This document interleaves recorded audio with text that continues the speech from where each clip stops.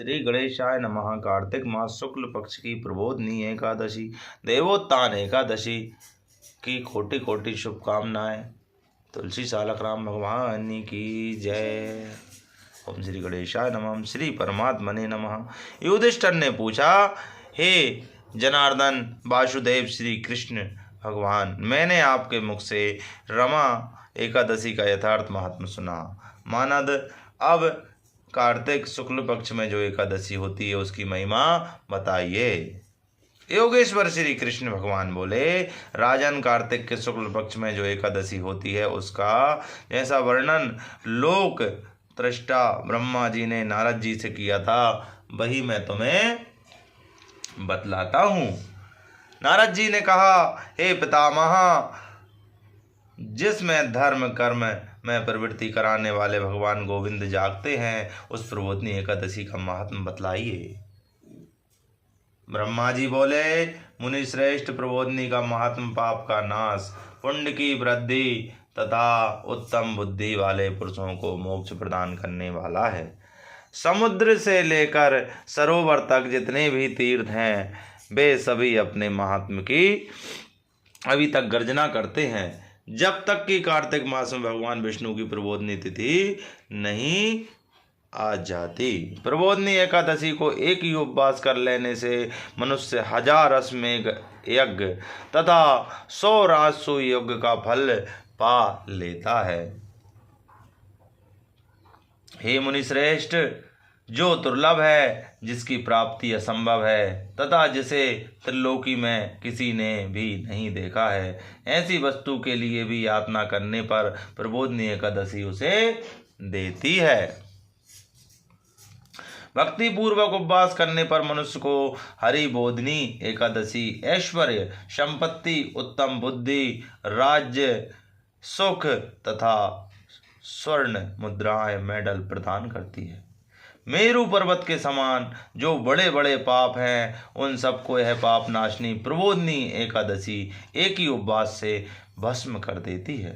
पहले के हजारों जन्मों में जो पाप किए गए हैं उन्हें प्रबोधनी की रात्रि का जागरण रुई की ढेरी के समान भस्म कर डालता है। जो लोग प्रबोधनी एकादशी का मन से ध्यान करते हैं तथा जो इसके व्रत का अनुष्ठान करते हैं उनके पितर नरक के दुखों से छुटकारा पाकर भगवान विष्णु के परम धाम को चले जाते हैं। ब्राह्मण, अश्वमेध यज्ञ आदि यज्ञों से भी जिस फल की प्राप्ति कठिन है वह प्रबोधनी एकादशी का जागरण करने से अनायास ही मिल जाता है।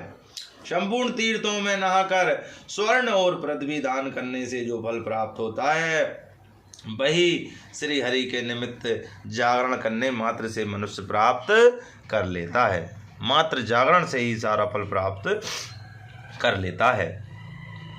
जैसे मनुष्यों के लिए मृत्यु अनिवार्य है उसी प्रकार धन संपत्ति मात्र भी क्षणभंगुर है। ऐसा समझकर एकादशी का व्रत करना चाहिए। तीनों लोकों में जो कोई भी तीर्थ संभव है वे सब प्रबोधनी एकादशी का व्रत करने वाले मनुष्य के घर में मौजूद रहते हैं। कार्तिक मास की हरिबोधनी एकादशी पुत्र तथा पौत्र प्रदान करने वाली है। जो प्रबोधनी को उपासना करता है वही ज्ञानी है, वही योगी है, वही तपस्वी है और वही जितेंद्रिय है तथा उसी को भोग और मोक्ष की प्राप्ति होती है। बेटा, प्रबोधनी एकादशी को भगवान विष्णु के उद्देश्य से मानव जो स्नान, दान, जप और होम करता है वह सब अक्षय होता है। जो मनुष्य स्तुति को उपवास करके भगवान माधव की भक्ति पूर्वक पूजा करते हैं वे 100 जन्मों के पापों से छुटकारा पा जाते हैं। इस व्रत के द्वारा देवेश्वर जनार्दन को संतुष्ट करके मनुष्य संपूर्ण दिशाओं को अपने तेज से प्रकाशित करता हुआ हरि के वैकुंठ धाम को जाता है। प्रबोधनी एकादशी को पूजित होने पर भगवान गोविंद मनुष्यों के बचपन, जवानी और बुढ़ापे में किए हुए 100 जन्मों के पापों को चाहे वे अधिक हों या कम धो डालते हैं। अतः सर्वदा प्रयत्न करके संपूर्ण मनोवांछित फलों को देने वाली देवादिदेव जनार्दन की उपासना करनी चाहिए।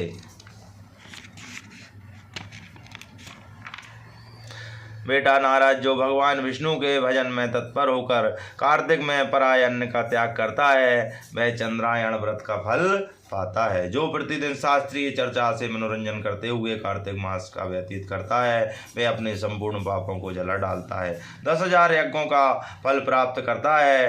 कार्तिक मास के शास्त्रीय कथा के कहने सुनने भगवान मधुसूदन को जैसा संतोष होता है वैसा ही उन्हें यज्ञ दान अथवा जप आदि से भी नहीं होता।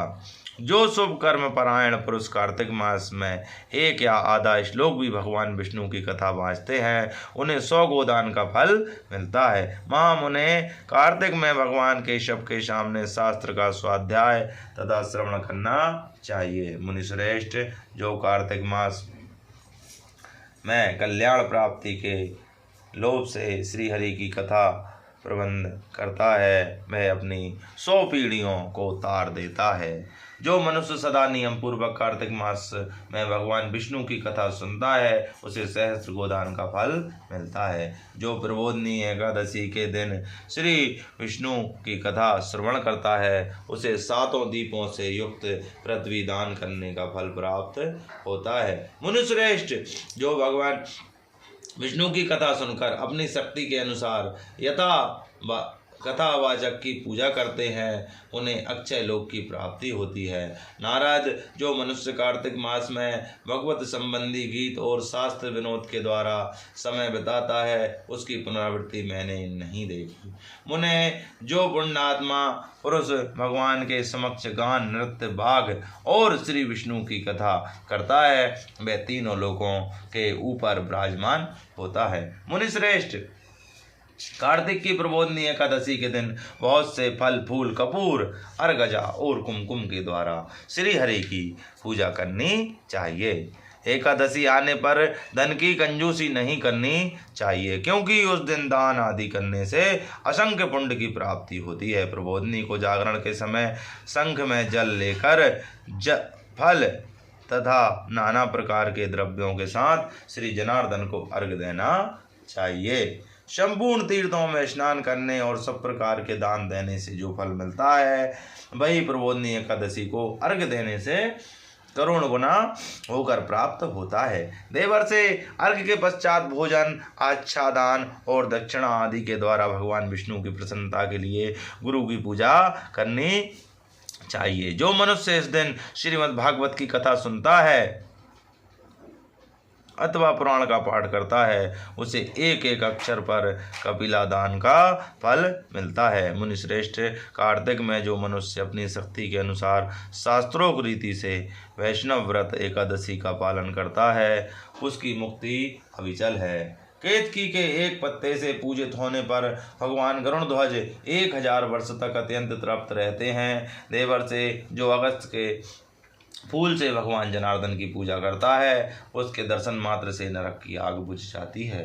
बस, जो कार्तिक में भगवान जनार्दन की तुलसी के पत्र और पुष्प अर्पण करते हैं उनका जन्म भर का किया हुआ सारा पाप भस्म हो जाता है। मुने, जो प्रतिदिन दर्शन, स्पर्श, ध्यान, नाम कीर्तन, स्तवन, अर्पण, सेचन, नित्य पूजन तथा नमस्कार के द्वारा तुलसी में 9 प्रकार की भक्ति करते हैं वे कोटि सहस्त्र युगों तक पुण्य का विस्तार करते हैं। नारद, सब प्रकार के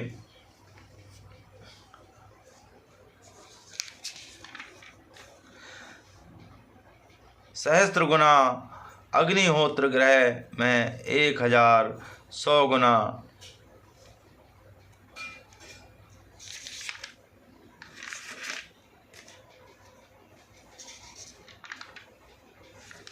नारद, जो सब प्रकार के फूलों और पत्तों को चढ़ाने से जो फल होता है वह कार्तिक मास में तुलसी के एक पत्ते से मिल जाता है।